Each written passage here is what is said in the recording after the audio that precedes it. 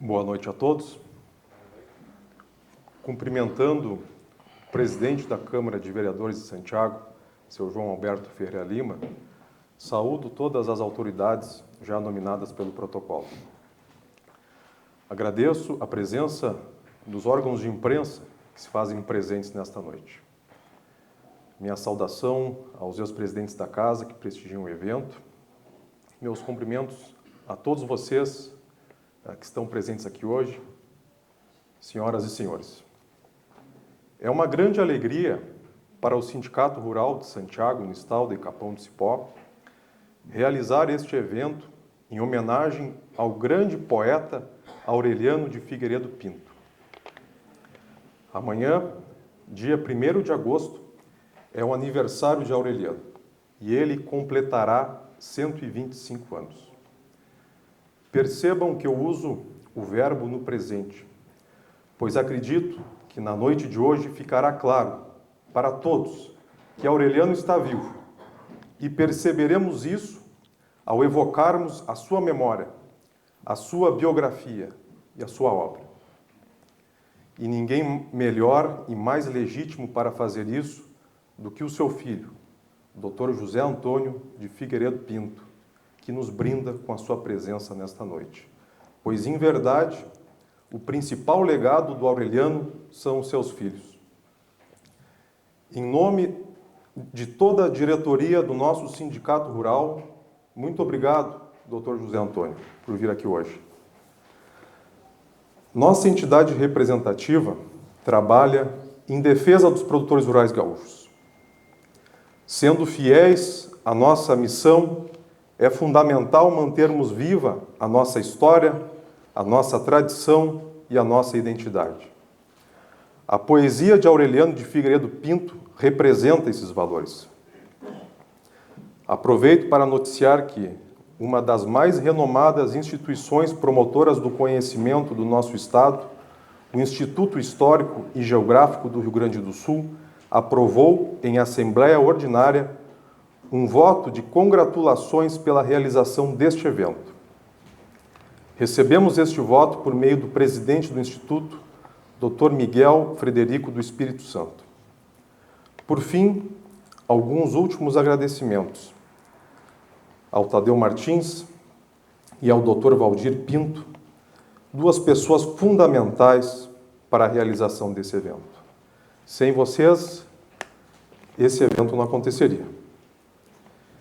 Ao presidente Fortunato e aos seus confrades da Academia Santiaguense de Letras, ao Juliano Finamor Lopes, do Departamento de Cultura da Prefeitura Municipal de Santiago, ao Rodrigo Fett e seu Léo Fett Filho pelo apoio. Passo a palavra para o nosso convidado especial da noite, o Dr. José Antônio de Figueiredo Pinto. Muito obrigado.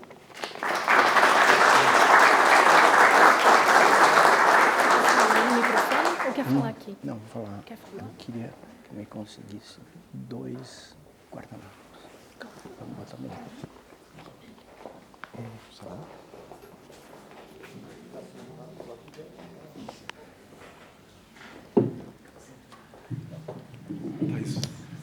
Boa noite a todos. Eu queria agradecer imensamente o convite por tudo que ele significa, por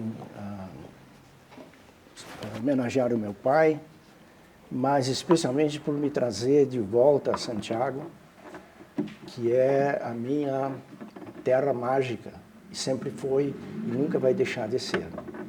Assim como o Rio Grande no seu todo, mas particularmente Santiago é realmente isso para mim, é uma mágica na minha vida e que eu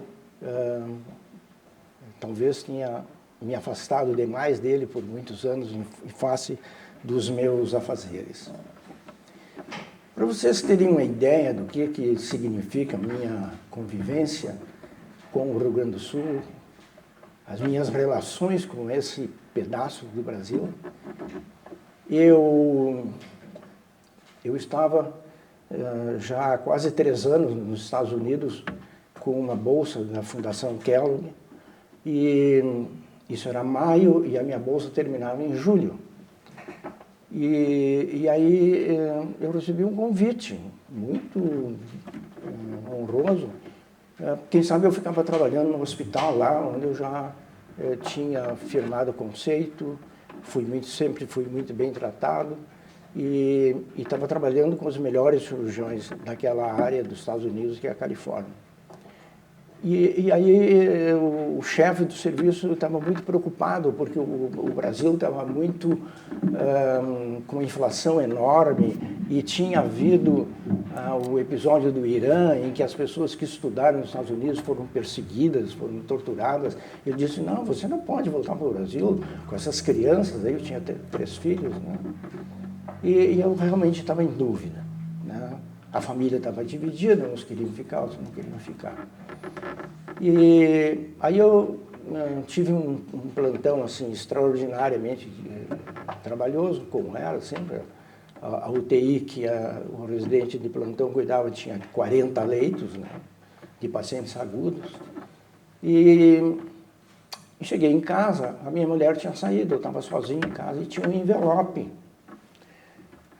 Com o remetente era o Dr. Zé Cassis Brasil, de São Gabriel, radiologista em São Gabriel, afilhado do meu pai e da minha mãe e meu grande amigo. Eu achei aquilo curioso, ele nunca tinha me mandado presente nenhum, né? Só cartas e cartas. Aí abri e tinha uma fita cassete. Ah, que interessante, né? Uma fita cassete. Aí botei no aparelho de som. E aí entrou os primeiros acordes da Tropa de Osso, do Luiz Carlos Borges. E aquilo me chamou a atenção, eu fui olhar com atenção, debruçado sobre aqueles acordes, sobre a letra maravilhosa. E quando chegou o fim, sozinho em casa, eu tive uma crise de choro e chorei como fazia muitos anos que eu não chorava. E disse, o que eu estou fazendo aqui? Eu vou voltar para o Rio Grande. Amanhã eu defino essa questão lá na universidade. E vocês estão vendo que eu não disse que eu voltaria para o Brasil. Eu voltaria para o Rio Grande, porque eu nunca imaginei viver em outro lugar que não fosse o Rio Grande. Então essa é a minha ligação com a terra, com isso que nós vivemos e por momentos como esse. De maneira que eu agradeço muito a oportunidade de viver essa emoção. Eu primeiro vou falar um pouco do meu pai como médico, porque eu acho que ele foi um médico realmente extraordinário, foi meu exemplo. O meu pai nasceu em 1898, né, e fez ele foi alfabetizado na estância onde ele nasceu, que era a estância de São Domingos, que então pertencia a Júlio de Castilhos, depois passou a ser Tupã-Siretã, que era do meu bisavô, e depois eles vieram morar, e aí ele foi alfabetizado pela minha avó, como era costume naquela época. E aí ele depois foi estudar com 10, 12 anos para Santa Maria, porque aí a família se mudou para Santa Maria para educar os filhos. E aí, entre 15 e 16 anos, ele publicou os primeiros versos dele.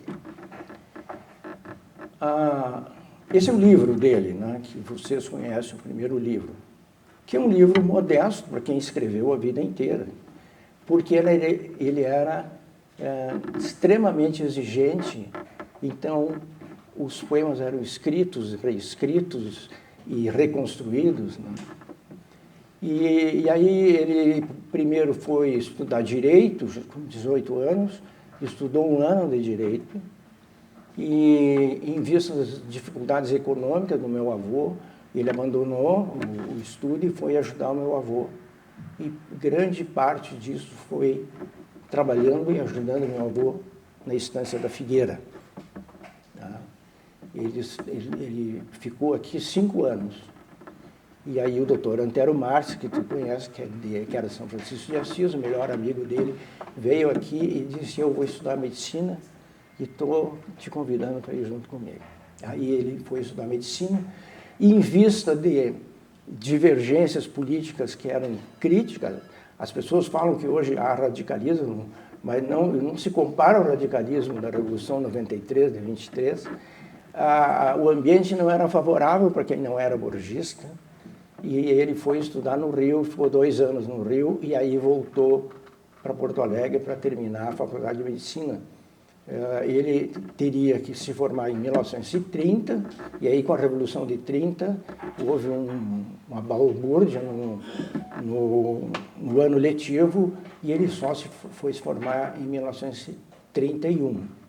Foi para o Rio de Janeiro para estudar obstetrícia, que ele queria ser clínico geral, mas era impossível ser clínico geral numa cidade pequena e não fazer parto, né? Então ele ficou 1 ano no Rio e voltou, e estava de viagem marcada para Caçapava, né?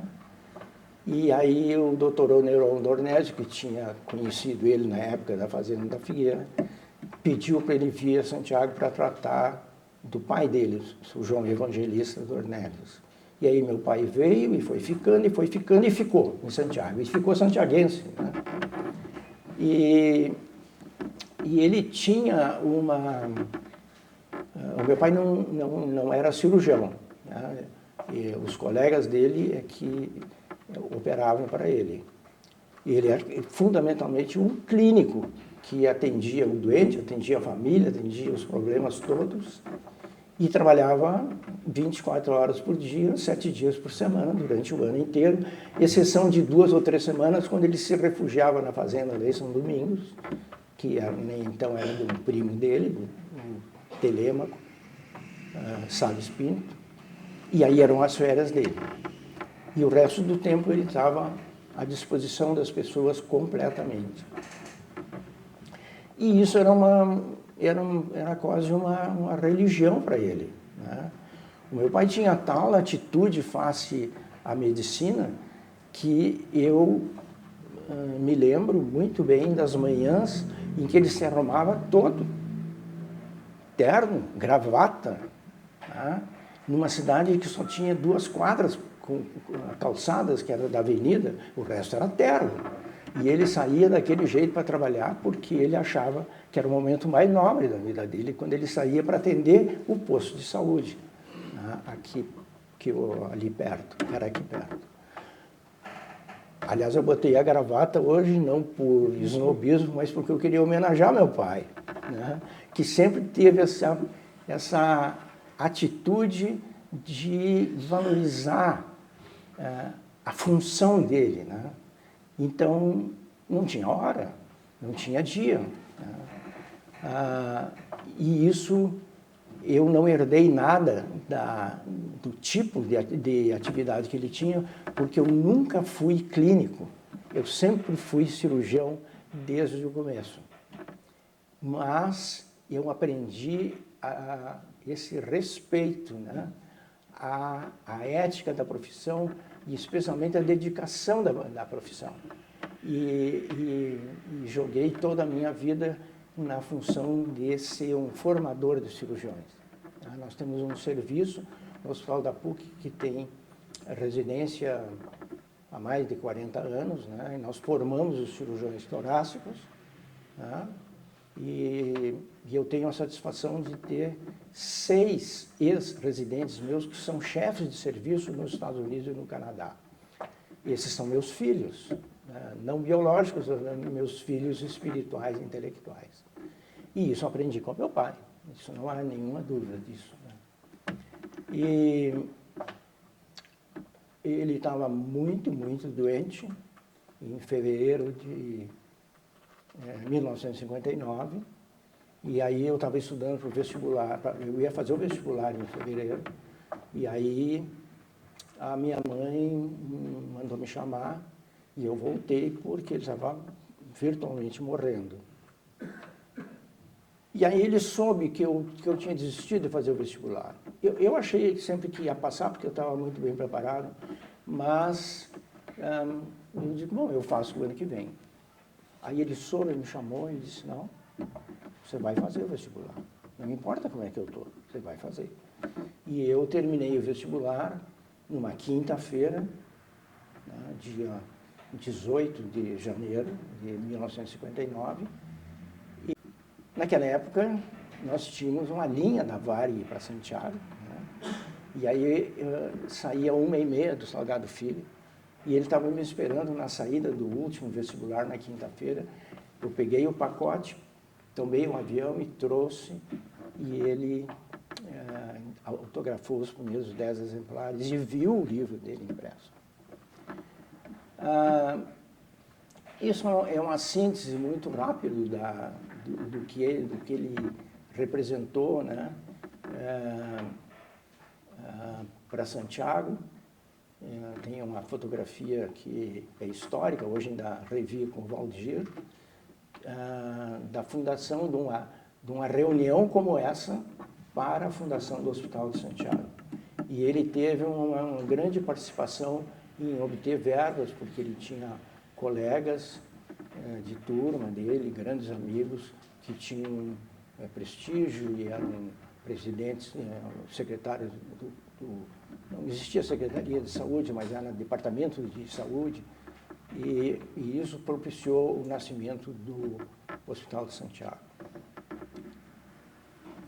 Aí é difícil, né, a gente entender um homem que tem essa faceta, né, e que, ao mesmo tempo, é um grande poeta. E esse grande poeta atormentou a vida dele. O meu pai tinha algo que eu jamais entendi, né? É que ele escondia que era poeta. Ele não publicava as coisas dele. Eu era guri, mas já entendia muito na vida e conversava com ele. E eu ficava muito triste, porque eu via poemas dele que ele tinha me dado para ler, publicados no caderno literário do Correio do Povo, com outro nome. Então, era Júlio Sérgio de Castro, era o mais usado por ele, eu sabia que era ele. E ele não permitia isso, que as pessoas tratassem como poeta. Eu tinha 8, 9 anos, eu acho, e estava no Grupo Escolar Apolinário Porto Alegre, que é a minha casa, onde eu nasci intelectualmente, né? E aí uma das minhas professoras tinha uma data festiva, que eram convidados todos os pais, e ela disse que eu ia declamar uma poesia. Eu, que era razoavelmente exibido, achei maravilhoso, né? E aí decorei um livro, um poema, e meu pai estava lá e não sabia. A minha mãe sabia. Mas ele estava lá, né, nas primeiras filas. E aí eu comecei a declamar o poema dele. Todo exibido, achando bom, agora é um sucesso, né?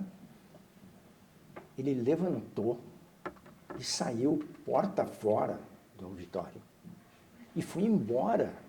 A minha mãe foi atrás dele. Mas isso é uma barbaridade que tu está fazendo. Ele nem respondeu. E aí depois, por interferência da minha mãe e tal, ele se desculpou, mas era essa atitude que ele tinha, né? Depois o Tadeu relembrou o episódio que eu fiz 15 anos, e ele encomendou de uma livraria de Lisboa, não sei como é que fazia isso na época,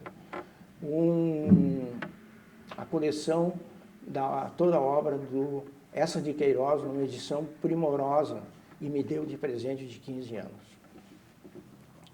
Acontece que o meu pai tinha escrito uma novela em 1933, chamado Memórias do Coronel Falcão, que era um livro, era uma novela sobre os métodos políticos do borgismo e do castilismo. Esse era o núcleo, a essência da novela. E como o meu avô, o pai dele, era castilista e borgista, ele não, mas meu avô era, ele respeitava muito meu avô, ele escondeu essa novela. Escondeu, então existia lá em casa esse mistério. Meu pai tinha um livro escrito, mas ninguém sabia onde é que estava, ninguém tinha lido. E eu confesso para vocês que quando eu tinha 14 anos, com os hormônios em ebulição, eu comecei a procurar tal novela, porque eu achei que era uma coisa pornográfica. Tal era o mistério que tinha em torno da novela. E aí, nas férias de verão, eu tinha tempo, estava em férias, e eu furunguei até que eu achei a novela. E ele saiu para trabalhar no centro de saúde, no posto de higiene, como se chamava, e eu fiquei lendo na biblioteca dele, Dono do Mundo, e ele esqueceu, não sei o que, voltou e me viu com a novela dele. E aí ele me disse assim: como? Eu te dou de presente de 15 anos a obra do maior escritor em língua portuguesa e tu vem ler essa porcaria aqui, me dá aqui. E pegou. E nós tínhamos um empregado que tinha varrido o pátio e estava queimando as folhas secas, E ele foi lá e atirou no fogo.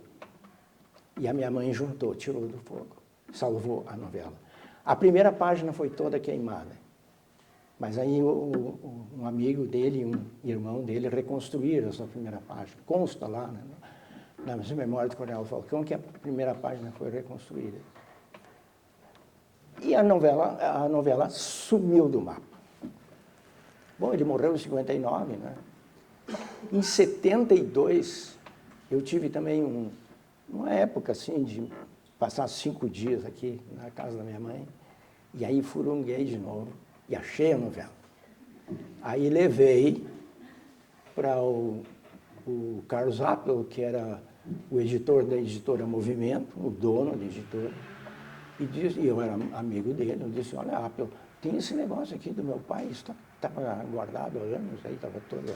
E todas as bordas dela queimadas, 2 horas depois ele me telefonou: isso aqui é uma beleza, vai ser editada. E aí que surgiu As Memórias do Coronel Falcão, que é uma novela, que não era poesia, mas mostrava bem a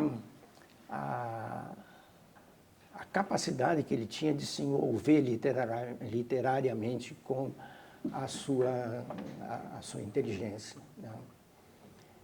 E ele morreu 3 dias depois que eu passei no vestibular, de maneira que a minha convivência com ele foi praticamente dos 14 anos aos 17, porque com 14 eu fui estudar em Santa Maria, como acontecia na época, afinal eu era um adulto, não era um homem, tinha 14 anos, e aí eu não convivia com ele, só convivia nas férias, mas essa convivência foi muito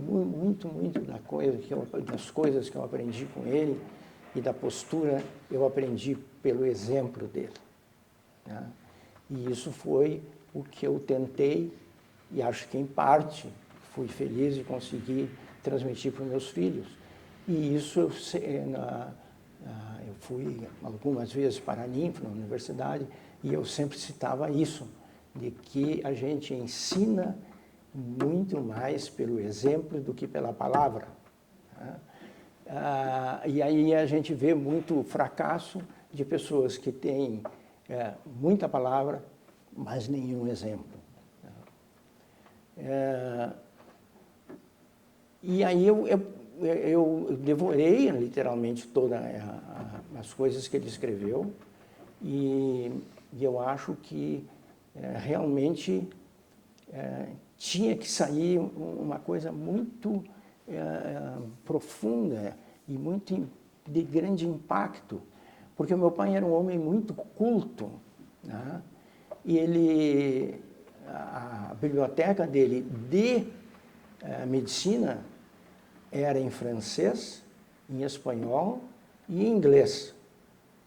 E as coisas literárias dele, ele tinha em português, em espanhol, em francês, em inglês, e ele gostava muito dos poetas italianos. Então ele Acho que ele não tinha capacidade de falar italiano, mas ele entendia italiano. E ao mesmo tempo, foi uma pessoa profundamente envolvida com o dia a dia da estância, com o trabalho na estância, né? Que a gente vê isso nos livros dele. Ele tem um poema, por exemplo, que se chama Conversa de Carreteiro, que eu gosto muito, porque está ali descrito cada parte da carreta, cada peça da carreta, como se faz, de que madeira se faz, né? E que tipo de acabamento tem que ter isso para não atingir a junta de bois, né? E aquilo reflete um profundo conhecimento, né? De toda a rotina do dia a dia, do trabalho com gado, do trabalho com cavalo. Ele era apaixonado por cavalos, né? E aí ele misturou isso com a cultura humanista muito rica.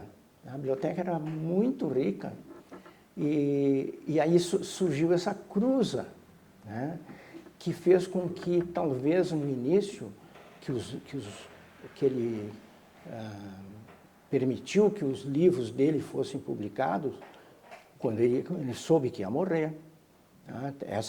Tal era o conflito dele, né? Então, a repercussão disso, ele não estava mais vivo para ver. Mas eu acho que isso dificultou muito, porque ele não era uma pessoa de uma poesia fácil, ou do dia a dia. Não, era uma coisa mais profunda, porque ele tinha essa base de cultura literária muito vasta, né? E especialmente pela convivência dos amigos dele, né? E dos colegas da faculdade e dos colegas de outras faculdades, né? Que frequentavam o que se chamava a República da Rua da Olaria. A Rua da Olaria em Porto Alegre, hoje é Lima e Silva. Ali tinha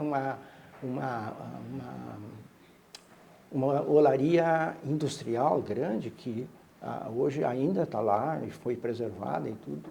E o meu pai morava ali, numa república, junto com mais 4 ou 5, e eles tinham reuniões literárias 2, 3 vezes por semana. Iam assando carne e tomando chimarrão até de madrugada.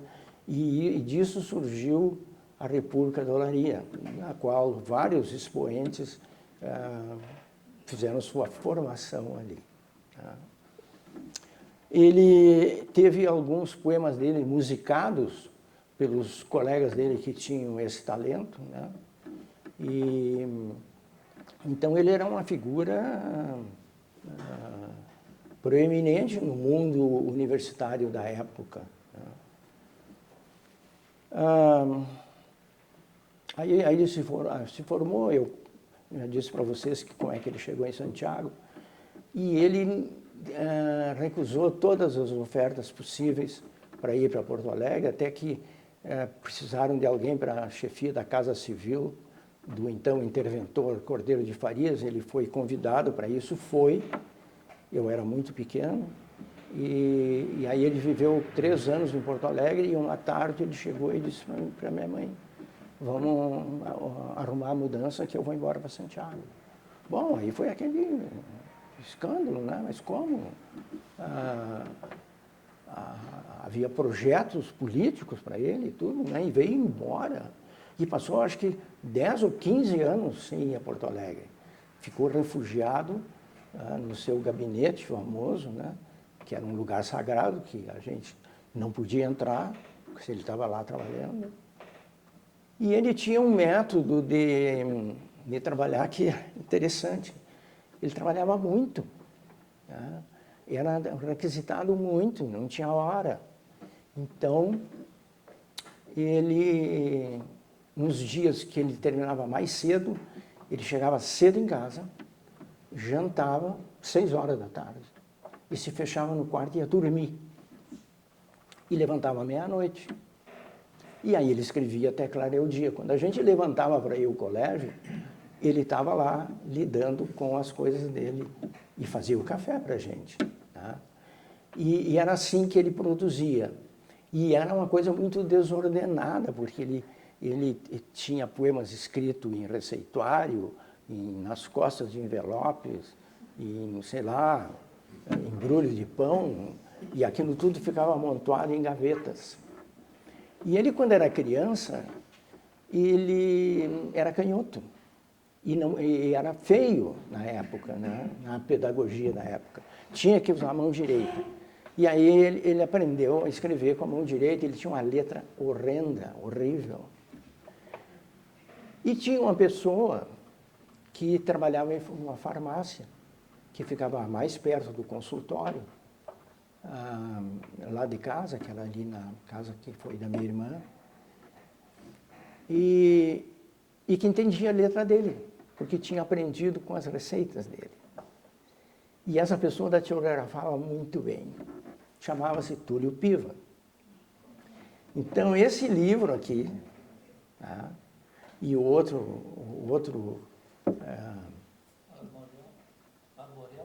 o Armorial Distância, e a novela, foram datilografados pelo Túlio Piva. Imagina só. O sambista, né, que depois virou um sambista famoso, ele foi o datilógrafo das coisas que meu pai escrevia. E aí eu estava falando para o Tadeu, que uma coisa que ninguém sabe, é que ele escrevia uma crônica semanal para a Rádio Santiago, ZYU 26 na época. Claro que essas crônicas eram datilografadas pelo Túlio, eram lidas pelo locutor da época. Aí, quando o Túlio ficou doente, ele estava em Porto Alegre já, morando lá, eu fui médico dele, um dos médicos dele, e aí um dia ele pediu para a dona Heloísa me procurar lá e dizer que tinha um presente para mim, e aí eram as crônicas todas datilografadas, organizadas, que eu tenho, né? E que acho que nós vamos ter que fazer um projeto para publicar isso, né? Porque retrata muito a vida de Santiago do Tempo. E aí depois eu aprendi a datilografar, mais ou menos, né? E aí então o Túlio foi embora para Porto Alegre e eu datilografava, ou então uma moça que veio trabalhar no centro de saúde, que depois fez vestibular para medicina, passou e foi minha companheira colega de turma. Nós datilografávamos isso, né? Então, mas ele não deixava publicar, de jeito nenhum.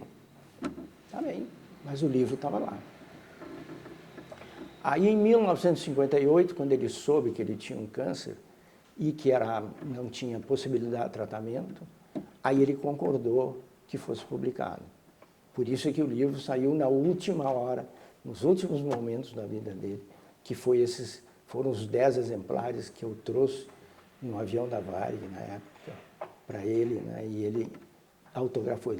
Os primeiros 10 exemplares são autografados por ele. E ele estava tão mal que ele não conseguia escrever toda a dedicatória. Ele ditava para minha irmã, que escrevia, e ele só assinava. Eu tenho, aliás, 2 livros desses. Então, isso era o doutor Aureliano, né? E que nós estávamos comentando há pouco, que tem uma avenida em Porto Alegre, né?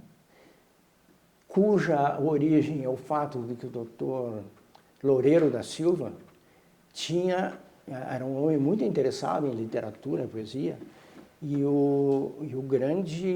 ele era grande fã do Érico Veríssimo. E na poesia ele era um grande fã do meu pai. Então, quando foi estabelecido, se abriu essa avenida, que era puro barro na época, o Loureiro foi lá e inaugurou uma placa. Então, a avenida chama-se Érico Veríssimo, a primeira metade, e a segunda metade chama-se Aureliano de Figueiredo Pinto, as 2 pessoas que o Loureiro da Silva admirava mais em termos de literatura. E aí então Deus me disse que estão pensando em dar o nome do meu pai para uma rua importante, o que me deixaria muito feliz, porque há pouco tempo, 2 ou 3 semanas atrás, um neto, o meu neto mais velho e uma das netas, que se interessam muito por fotografia, cinema e tudo, eles vieram a Santiago sem procurar ninguém, com as suas máquinas fotográficas para fotografar Santiago, que era um mistério na vida dele, né? Porque toda hora eu estava vindo aqui, quando a minha mãe era viva e tal. E aí eles voltaram e me disseram, engraçado, né, vô? Aqui em Porto Alegre tem uma avenida com o nome do vô, que eles chamam Avenida do meu avô, né?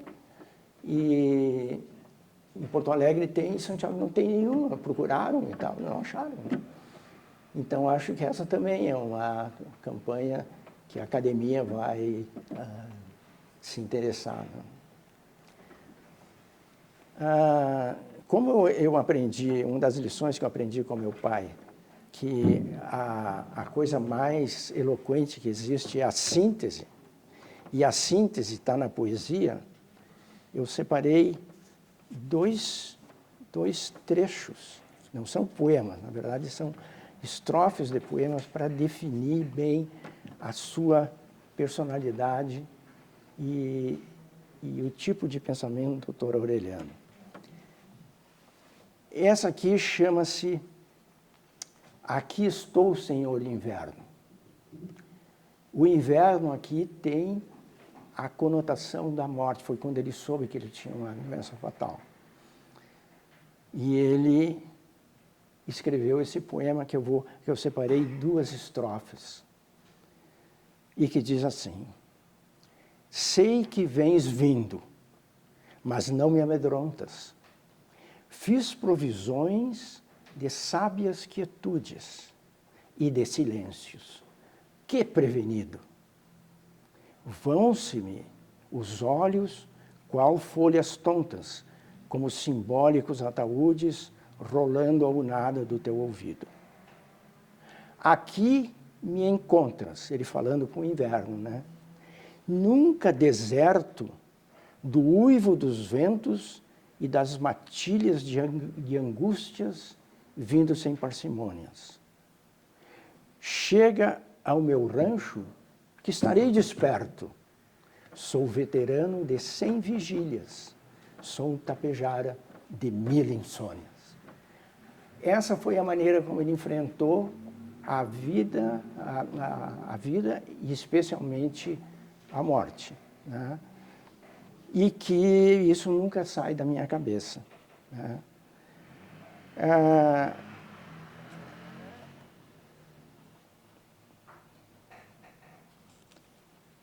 Depois ele escreveu um poema muito interessante, que eu gosto muito, que é chamado O Chimarrão da Madrugada, que era esse chimarrão que ele tomava da meia-noite até o nascer do dia, que era quando ele tinha tempo de escrever, de ler, né? E aí ele fazia um chimarrão para se manter acordado, né? O Chimarrão da Madrugada termina assim: ah, sangue velho, descubro porque hoje estás de vigília. 2 séculos de fronteiras, de madrugadas campeiras, de velhas guardas guerreiras, bombeando pampa e coxilha. Por isso é que hoje não dormes, ouviste a voz dos ancestrais. O chimarrão principia, alerta, o campo vigia, porque da meia-noite para o dia, um taura não dorme mais. E para encerrar, né, ele escreveu um poema final do livro, chama-se O Canto do Guri Campeiro, e que termina assim. Ele faz a imagem de um menino recolhendo o gado no potreiro, né, contra o crepúsculo. E ele diz assim: o teu canto avulta contra o poente em fogo, vulto equestre e a galope. A voz se expande como os clarins de uma vanguarda guapa. Renascerás de uma raiz farrapa na manhã de outro sol, velho Rio Grande. Essa é a mensagem que fica, né? Que nós temos tanto patrimônio cultural e histórico que nós vamos renascer sempre, né? Malgrado todas os percalços que a gente possa ter. Muitíssimo obrigado por terem me convidado e espero que eu tenha cumprido a missão de professor de não falar mais do que 50 minutos. Muito obrigado a vocês.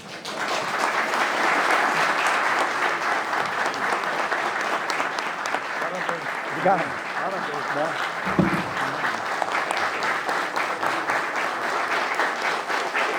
Eu me dizer que teu pai como o padrinho do meu marido. É. E é primo da tua mãe. César Augusto é filho do seu Olinto Lopes. Claro. Obrigado. Obrigado. Em tempo, eu quero fazer uma correção aqui no protocolo, que o Juliano Finamor Lopes é do Departamento de Cultura, está aqui participando do evento, e o Ronaldo Gomes é da Casa do Poeta e também patrono da Feira do Livro.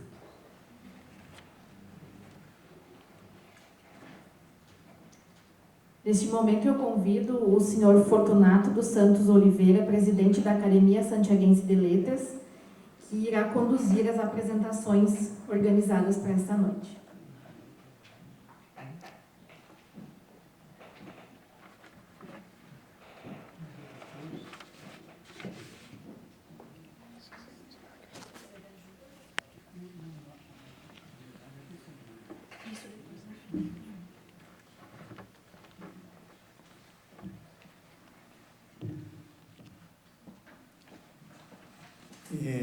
Boa noite a todos.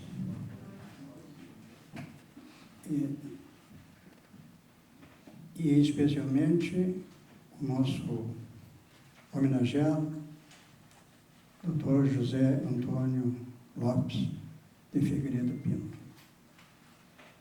A Academia Santiaguense de Letras se sente muito honrada por estar participando aqui com o nosso sindicato rural.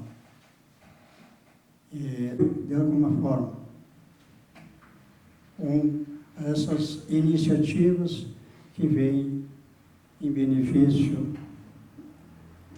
da nossa cidade, dos nossos costumes e da nossa vida.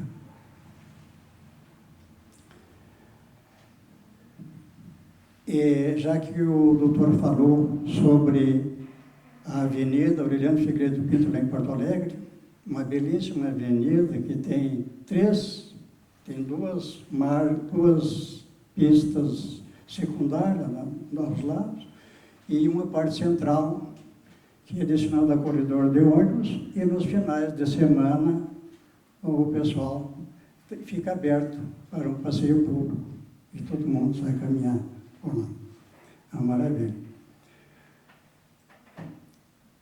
Convido aqui a professora, a confrade Arlete Lopes, para apresentar o chimarrão da madrugada.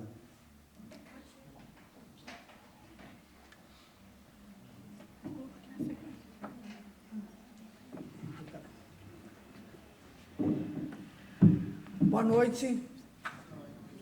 Eu vou ter que me exibir um pouquinho.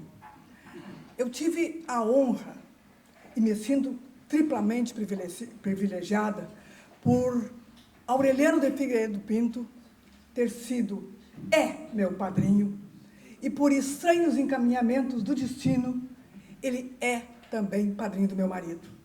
E a mãe do Zé Antônio é prima do César Augusto Camargo Lopes. Para minha sorte, considero o poema Chimarrão da Madrugada um dos mais ilustrativos da cultura gaúcha. E, sem sombra de dúvida, para mim, é um dos mais bonitos e um dos que mais me emociona. Não sei por que nesta noite o sono velho Sebruno ergueu a crina e se foi. E eu que arreli e me zangue. Tenho olhos de ave da noite, ouvidos de quero-quero, cordas de viola nos nervos e uma secura no sangue. Então, da Marquesa salto e vou direto ao galpão. Bato tição com tição e a lavareda clareia os caibros do galpão alto. Jacuia bem enxaguada, corta um cigarro daqueles de reacender 20 vezes em trote de 7 léguas e uma chasqueira troteada. E quando a chaleira chia, principia um chimarrão, mais verde e mais tupetudo do que mate de barão. Me estabeleço num banco para gozar gole e fumaça, pitando um naco de branco. E entre tragada e golito, saludo muito desparrito cada recuerdo que passa. Um galo, o cochincho mestre, o laço desenrodilha, e fica só com a presilha, e solta armada bem grande de um laço de canto largo de sobrelombo a uma estrela. E os outros galos piazitos vão atirando os lacitos como embaixo desse duelo. E até um garnizé gargoso vai rebolhando orgulhoso o sobelzito feioso feito de couro com pano. Nem relincham os cavalos, com brilhos de puentezuelas. Lá em riba estão as estrelas, cá embaixo os cantos dos galos. A estrela d'alva trabalha na imensidão da hora morta. Eu, num perfil de medalha, ou a maiúscula inicial sobre a prata de um punhal que ainda há de sangrar o dia. E a nova ao largo se corta, magra, esquilada, arredia, empurrando a guampa torta contra o ventito do sul, num campo bem azul. A ovelha chamando a cria, solito, perto do fogo, como um bugre imaginando, escuto o tempo rodando sem descobrir o seu jogo. O perro baio coleira, faz que cochila, e abre os olhos, a espaços, regularmente, e me fixa os olhos claros como um amigo dos raros, cuidando do amigo doente. É um gosto de olhar os brasidos e os luxos das lavaredas dançando rendas e sedas para a ilusão dos sentidos. E entre o amargo e a tragada, tranqueiam na madrugada tantos recuerdos perdidos.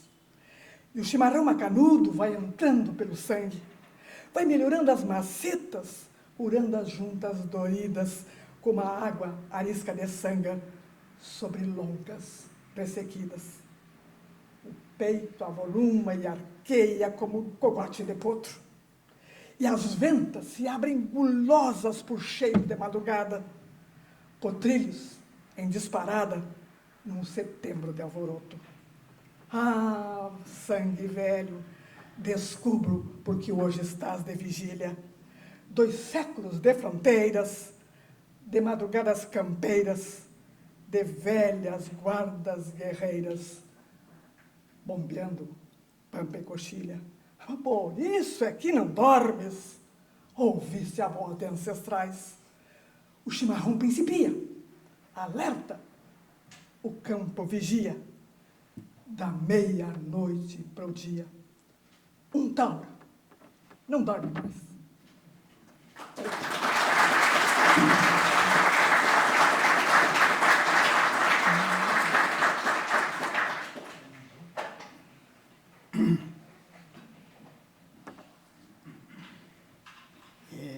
Vou concluir agora o assunto que eu comecei sobre a rua em homenagem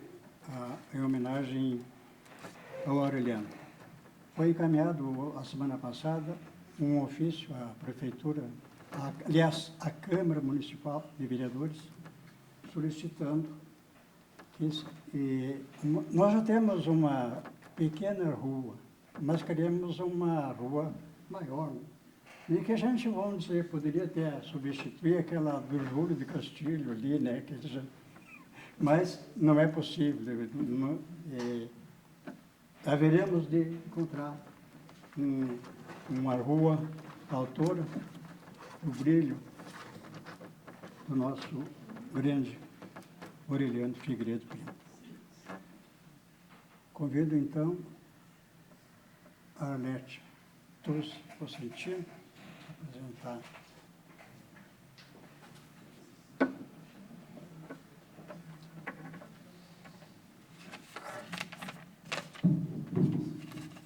Boa noite a todos. É uma alegria muito grande estar aqui falando a respeito de Aureliano de Figueiredo Pinto. E antes de eu iniciar a minha fala, eu quero voltar 20 anos no tempo. Enquanto aluna do curso de especialização em literatura na UNI Santiago, em uma aula de literatura sul-rio-grandense. Nosso professor, Paulo, da Fevale, a URI acolheu os professores do Estado e depois, na finalização da monografia, então nós tínhamos professores da URI. Professor Paulo Sebem, da Univale, um professor que todos nós gostaríamos de ter tido, acredito eu. Ele estava muito bem dando aula, com suas malas de livros que ele levava, e ele parava a aula e dizia: agora eu vou declamar Castro Alves.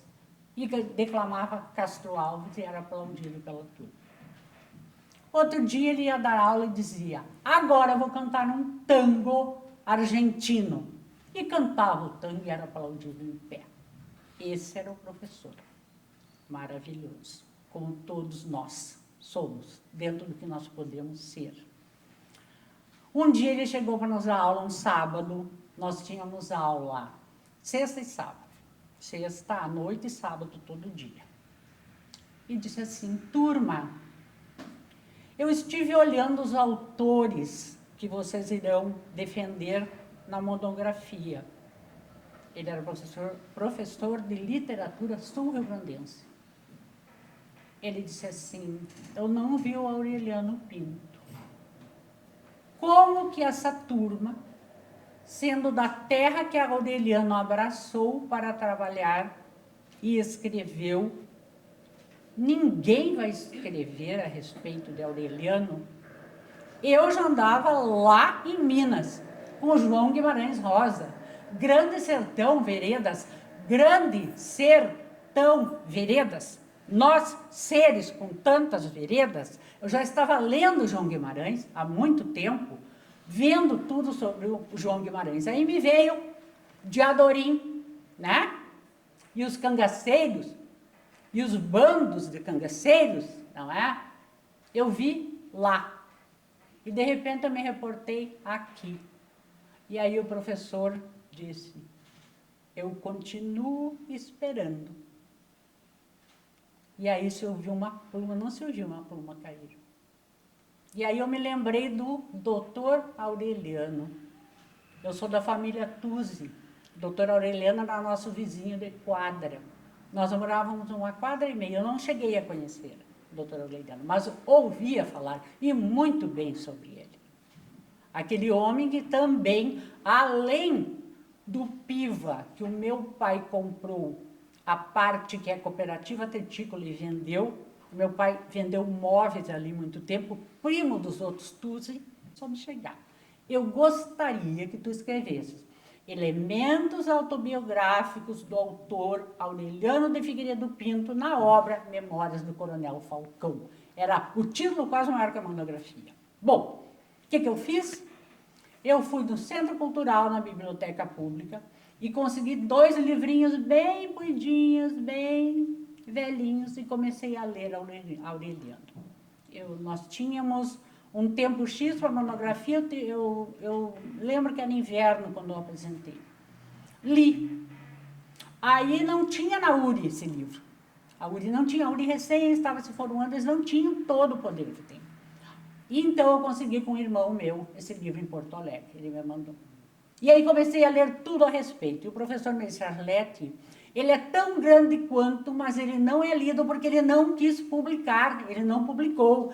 E ele queimou esse livro porque ele pegou um filho dele lendo, então foi o senhor, não é? E este livro dele lendo, falta uma parte que foi escrita que começa com a tosquia da ovelha, com palavras em espanhol. Beleza, vamos lá.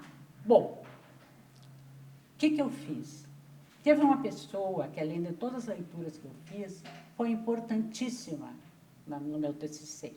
Doutora Valdir do Amaral Pinto. Acredito que o filho dele esteja aqui, foi meu aluno na escola Apolinária, onde o senhor estudou. Eu trabalhei lá. Onde está? Está por aí o guri, né? Depois eu dou um abraço nele. Abração. Muito amiga da sua mãe, que lecionou lá também, professora Cleusa. Bom, doutor Valdir muitas vezes parou com o trabalho dele, nós falávamos por telefone, e ele abriu a biblioteca para mim. E ele me colocou porque a gente não consegue escrever se a gente não está no ambiente. O escritor, pelo menos comigo é assim. Aí ele me colocava naquele ambiente. E ele ia tomando o chimarrão dele, ele ia me apresentando a Aureliana era assim, era assado, escrevia assim, escrevia assado. Bom, de um dos nossos encontros, fiz questão de trazer, ele me presenteou, há 20 anos atrás, 3 fragmentos da Aureliana. Porque ele me disse, Arlete, ele escrevia com pseudônimos também. Aí ele me presenteou esse aqui, que é o Júlio Castro, Júlio Sérgio Castro, Morte. E eu estive treinando a leitura hoje à tarde, rapidamente, e aí eu vi que ele escreveu essa poesia dia 16 de novembro de 1955. Eu nem era nascida, me engana, né? Claro que já era. Ele escreveu em 55 e foi publicado dia 19 de novembro de 55. Então, ele escreveu e dali 3 dias foi publicado. Então, é uma poesia, chama-se Morte. Tá? E eu vou ler. Embora eu acredito que Aureliano esteja sempre vivo, e ele está aqui conosco agora, nesse momento. E ele está muito contente com o que está acontecendo aqui, eu tenho certeza. Porque muitas vezes, muitas manhãs e muitas tardes, quando eu escrevia o TCC, eu sentia Aureliano bem próximo a mim. É um espírito de muita luz. Né? Então eu vou ler. Vamos lá. Morte. Ao tremular de uma vela, em plena escuridão da noite, em meu pensamento surge, como um curiscar tenebroso, uma poesia lancinante e fria. Uma palavra esmaecida, como a bruma da madrugada, um eco tristonho, como o lamento do navio negreiro. Um sorriso triste de quem parte, em busca da aventura, em procura de um naco de pão e de um pouco de paz. Uma solidão muda, estoica, serena e longínqua, como o futuro que fica pouco além do horizonte. Uma pousada amena para o peregrino que, depois de muito palmilhar por este deserto de areias escaldantes, que é a nossa área de existência, descortina ao longe, muito além de suas forças, o último oásis. E no seu extasiamento, não sabe distinguir se é uma realidade ou uma miragem fugaz, com seus sonhos de outrora. Um repouso para esfinge indecifrável, rígida, pétrica e gelada, que é a vida. A vida oca, sem destino e sem razão, cheia de ilusões que parecem sonhos que ressurgem hora a hora e se evaporam, como o sereno que beijou a flor, como se fora o ósculo delicado da pureza depositado na fantasia. Este poema, que na sua frigidez tem o encanto de uma melodiosa sinfonia, cujos últimos acordes se perdem na vastidão do tempo.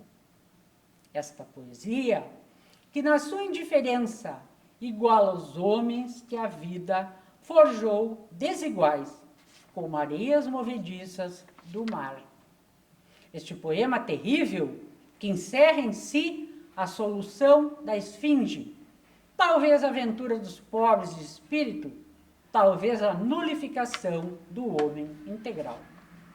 Imponderável, imponderável, sem forma, sem conteúdo, a meta impalpável do asceta contemplativo, a morte. Esta poesia de encantamento, cheia de paz, cheia de terrores e cheia de harmonia, encerra em sua essência a grandiosidade da solução. Júlio Sérgio de Castro. Muito obrigada.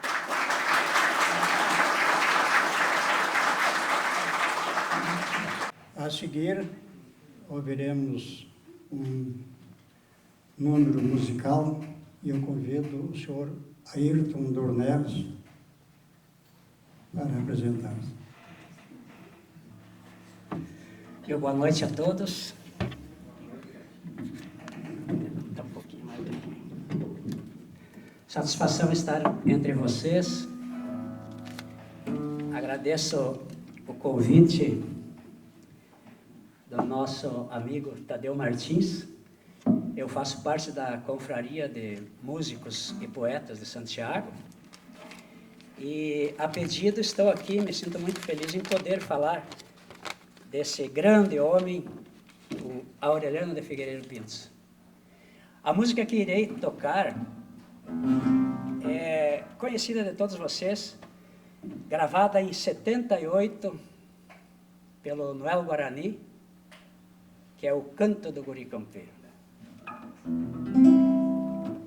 Lembrando que foi o amigo, nosso presidente do sindicato, Lauro Sagrilo, que fez esse pedido para o Tadeu, né?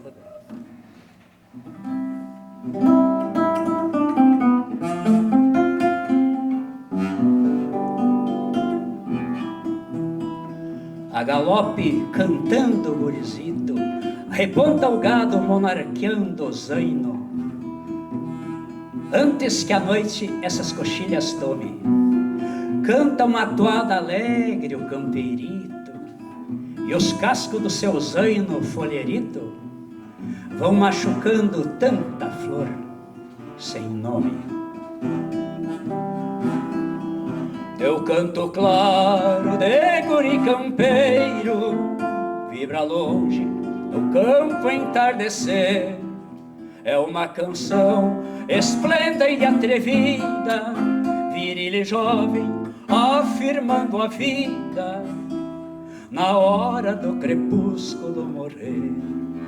É uma canção esplêndida e atrevida, viril e jovem, afirmando a vida na hora do crepúsculo morrer.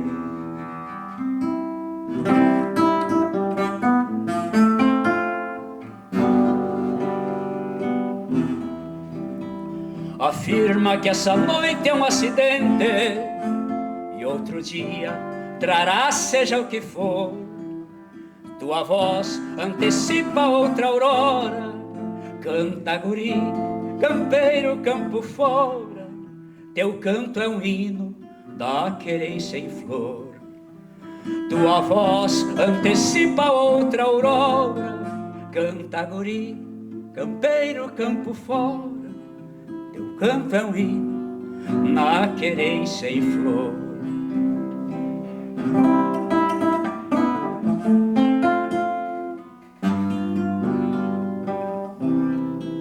Teu canto avulta contra o poento em fogo, vulto equestre e a galope a voz se expande, como uns clarins de uma vanguarda guapa, renascerás de uma raiz farrapa nas manhãs de outros céus e do Rio Grande.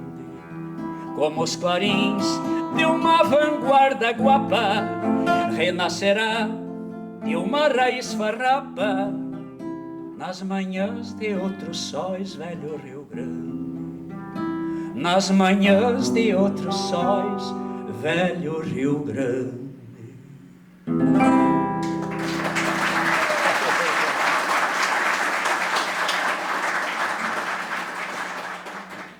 O soneto que vou declamar é um canto de gratidão a Deus. Vê-se a limitação que o médico entendia no seu trabalho, lembrando as vezes que intercedera em espírito de oração pela saúde dos filhos. Considerado verdadeiro testamento do poeta, ou seja, um soneto magistral.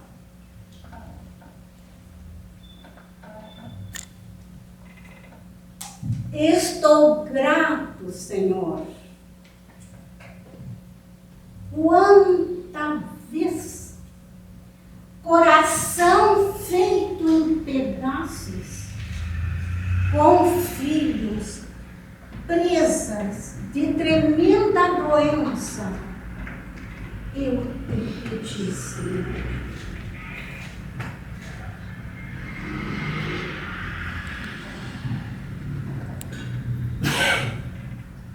E na angústia intensa, com voz dos pensamentos nos espaços,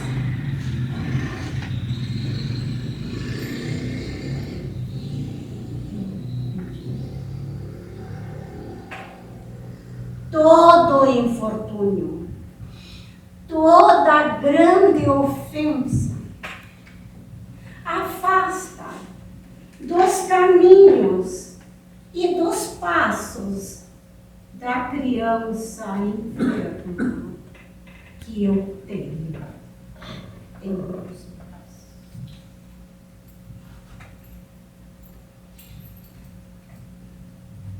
E caia sobre mim a tua sentença.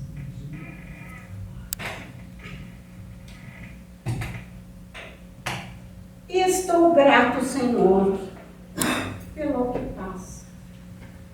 A mim, os males que fatais presinto, a eles, as luzes da divina paz.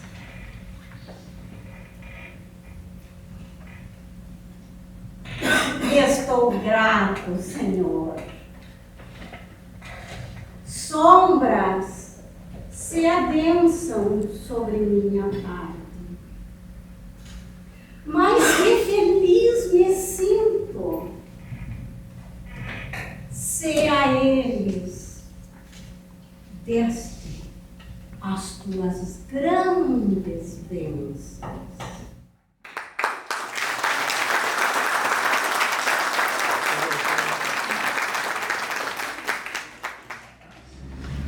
Vou apresentar aqui a poesia que eu acho da melhor qualidade, que é Bisneto de Farroupilha. Sempre bom, orelhão.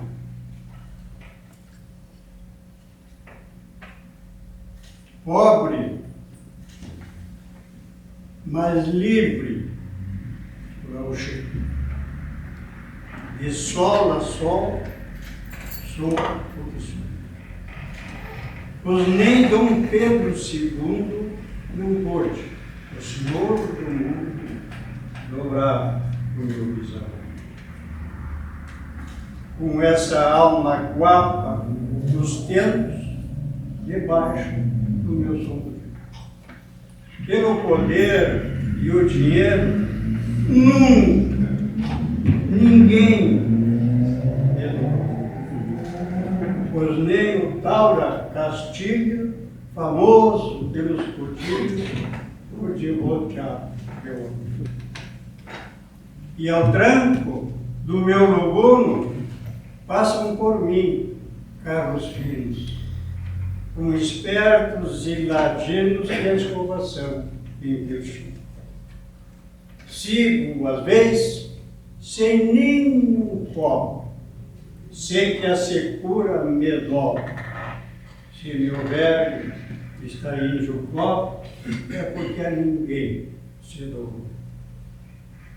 Conterrâneos, nossos lindos, com humildade de escola, curva uma espinha de mola num culto a um ditador, seja qualquer que ele for. Com a fumaça de um bom fumo, chapéu torto, corto rumo ao tranco do meu lubuno, sem dar louvado ao Senhor. Deus velho, Deus sol também, a quem sabe ser por ele, que não suporta a cadena de feiticeiro do patrão. Não me enredo nessas trampas e vou cortando esses pampas, sou escravo do coração. Amigos, quando eu me for ao país do externo ouvido, aqui fica este pedido antes que a morte comande. Ponho meu peito, sem chucho, o santo trapo gaúcho da tricolor do Rio Grande.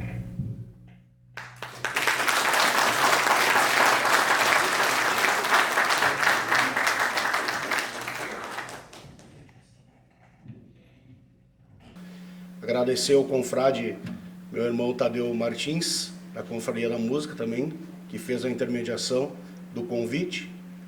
E vou cantar uma música chamada Aureliano Vive, que foi escrita ao Aureliano Figueiredo Pinto, para ele, e que participou de uma das edições do Festival da Música Crioula de Santiago, que ficou no segundo lugar. E também essa música está registrada no CD Caminhos de Santiago, de Nenito Sarturi, juntamente com a participação do nosso santiaguense Júlio Saldanha.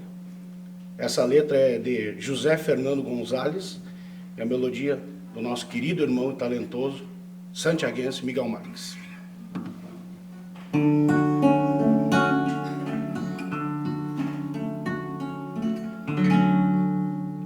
A obra viva do poeta morto brota entre nós como o nascer do dia, renasce sempre como que por teima e se esparrama feito melodia.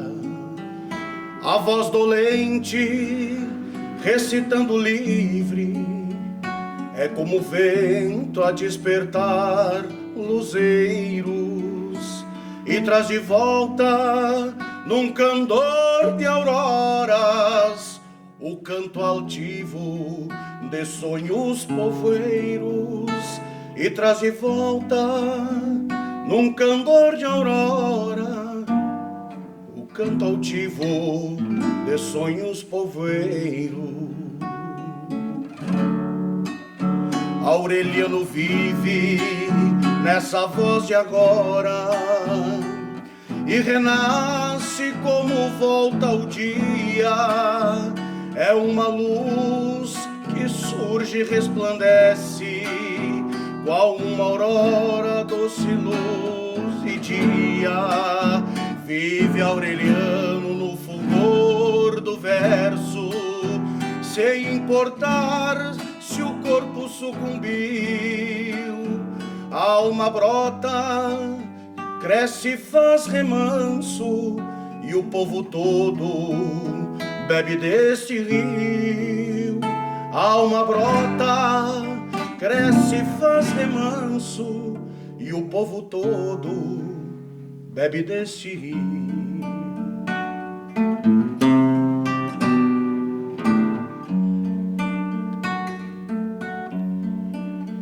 Senhor altivo, de um ancestrais poetas a inspirar os moços de hoje em dia.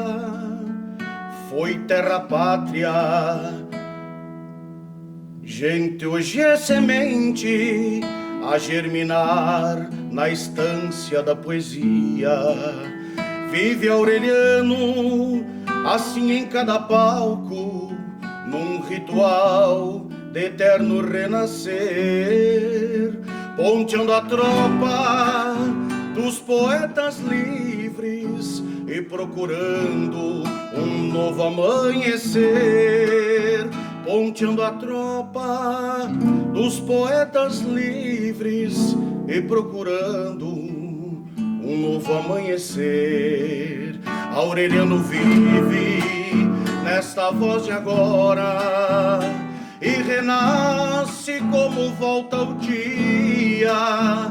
É uma luz que surge e resplandece, qual uma aurora, doce luz iludia.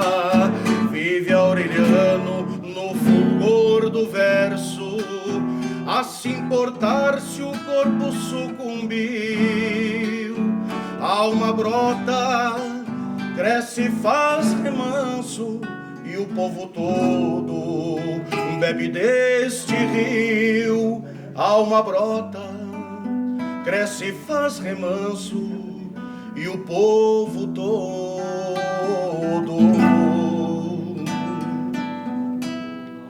bebe deste rio. Aureliano vive. Muito obrigado.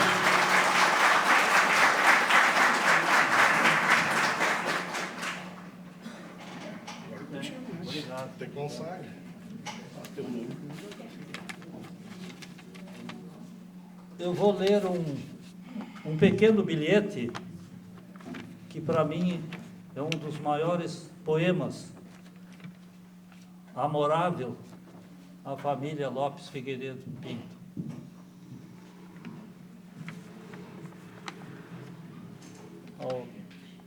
Ao homenageado Aureliano de Figueiredo Pinto e ao seu filho, Dr.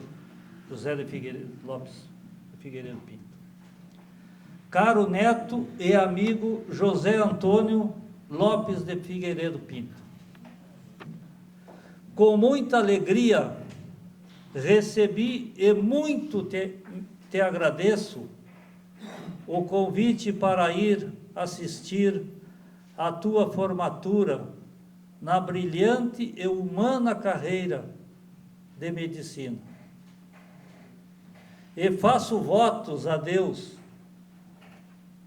para que te proteja e abençoe na tua nova profissão, que é um verdadeiro e sublime sacerdócio.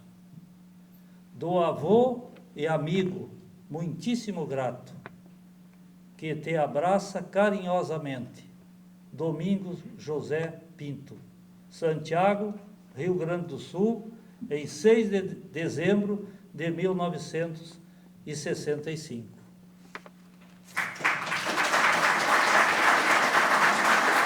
Neste momento, eu convido o senhor Tadeu Martins, da Academia Santiaguense de Letras, para entregar a comenda ao senhor José Antônio de Figueiredo Pinto.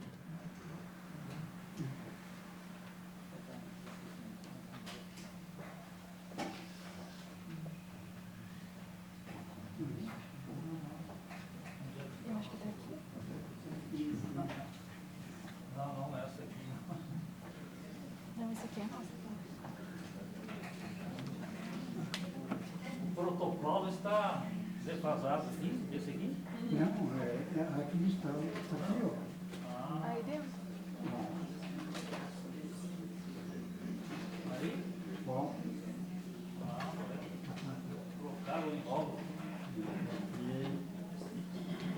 Doutor José de Figueiredo Pinto, a primeira comenda entregue da Academia Santiaguense de Letras, comenda Aureliano de Figueiredo Pinto, a sua pessoa, em homenagem à tão significativa noite de hoje. vocês entendem porque eu quis voltar para cá.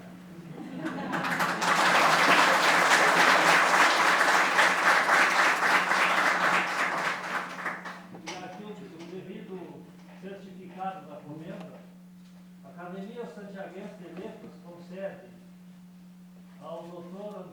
José Antônio Lopes de Figueiredo Pinto a comenda Aureliano de Figueiredo Pinto pelo relevante exercício da medicina brasileira e o apreço à cultura. E entre aspas, por toda parte onde eu andei querência, pedaço de alma te levei comigo, a proteger-me como um poncho amigo, ou estrela d'alma nos sertões da ausência.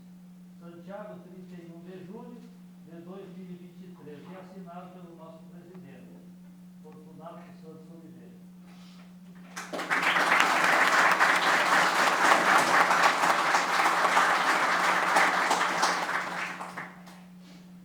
Esse é um início do poema dele, que também isso me emociona muito. Né? Imagina, por toda parte onde eu andei, querência, pedaço de alma, ele se emocionava muito, né? Quando ele sabia. E esse pedaço de poema aqui, todas as reuniões da nossa academia, se abre a Bíblia e se lê esse trecho. Em todas as reuniões. Muito obrigado, então, por você. Muito obrigado. Fique à vontade.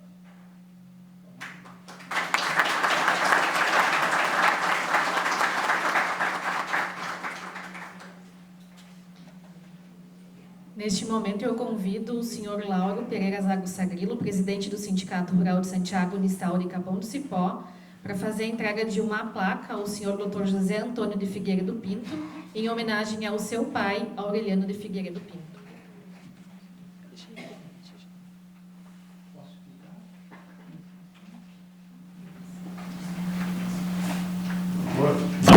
Depois dessa comenda, fica até difícil, mas em nome de toda a diretoria do nosso sindicato rural, eu oferto ao senhor esta placa que diz o seguinte: Aureliano, 125 anos. Reconhecimento ao poeta Aureliano de Figueiredo Pinto. É lindo uma comitiva quando se vai fazer troca. Ofertado ao Dr. José Antônio de Figueiredo Pinto, Santiago, 31 de julho de 2023. Lauro Pereira Zago Sagrilo, presidente do Sindicato Rural de Santiago, no estado de Capão do Cipó. Muito obrigado.